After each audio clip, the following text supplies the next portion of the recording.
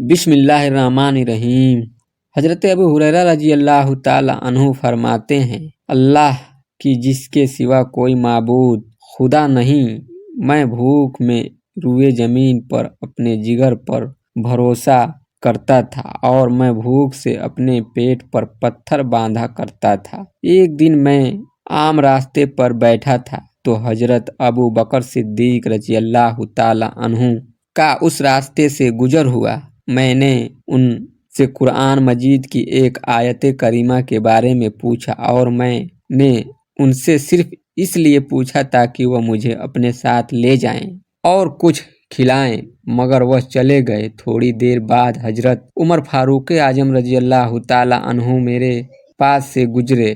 میں نے ان سے قرآن مجید کی ایک آیت کے متعلق پوچھا اور ان سے بھی میں نے اسی لیے پوچھا تھا کہ وہ مجھے اپنے ہمراہ لے جائیں، مگر وہ بھی چلے گئے اور مجھے اپنے ساتھ نہیں لے گئے۔ پھر ابو القاسم حضور رحمت عالم صلی اللہ علیہ وسلم تشریف لائے تو آپ نے مجھے دیکھا اور میرے دل کی کیفیت جان کر مسکرائے۔ اس کے بعد فرمایا، اے ابو ہریرہ، میں نے عرض کیا، حاضر ہوں یا رسول اللہ۔ فرمایا، میرے ساتھ چلو، اور آپ تشریف لے چلے تو پیچھے پیچھے میں بھی چلنے لگا۔ جب آپ کاشانہ نبوت میں داخل ہو گئے تو میں نے بھی اندر آنے کی اجازت طلب کی۔ آپ نے مجھے اجازت دے دی اور میں بھی اندر داخل ہو گیا۔ میں نے وہاں دودھ کا ایک پیالہ دیکھا۔ حضور سید عالم صلی اللہ علیہ وسلم نے پوچھا، یہ دودھ کہاں سے آیا ہے؟ جواب دیا گیا کہ فلاں نے آپ کو تحفہ بھیجا ہے۔ حضور نے فرمایا، اے ابو ہریرہ۔ میں نے عرض کیا، یا رسول اللہ۔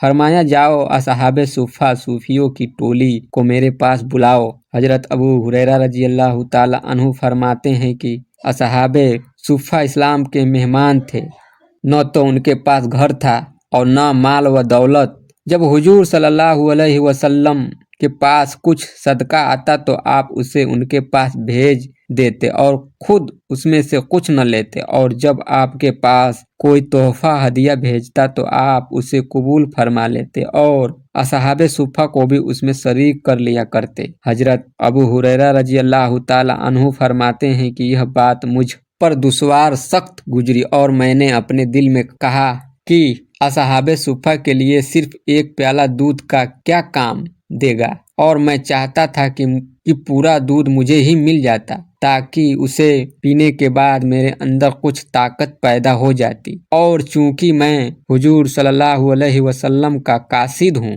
لہٰذا جب وہ لوگ آئیں گے جن کی تعداد 70 ہے تو حضور مجھے حکم دیں گے کہ یہ پیالہ انہیں دے دوں، تو پھر شاید ہی مجھے اس کا کچھ حصہ مل سکے۔ لیکن اللہ اور اس کے رسول صلی اللہ علیہ وسلم کی فرمانبرداری کے سوا میرے لیے کوئی چارہ ایک کار نہ تھا، تو مجھے اصحاب صفہ کے پاس آنا پڑا، اور جب وہ لوگ آ گئے اور سب اپنی اپنی جگہ پر گھر میں بیٹھ گئے تو حضور نے فرمایا، اے ابو ہریرہ۔ میں نے عرض کیا، حاضر ہوں یا رسول اللہ۔ فرمایا، پیالہ اٹھاؤ اور ان لوگوں کو دو۔ تو میں نے پیالہ اٹھا کر ایک شخص کو دے دیا، اس نے پیالے سے پیا یہاں تک کہ خوب سیر ہو گیا، پھر اس نے پیالہ مجھے واپس کر دیا۔ اس طرح ایک کے بعد دیگرے پیتے اور پلاتے ہوئے وہ پیالہ رسول اکرم صلی اللہ علیہ وسلم نے پیالہ اپنے مبارک ہاتھ پر رکھا اور میری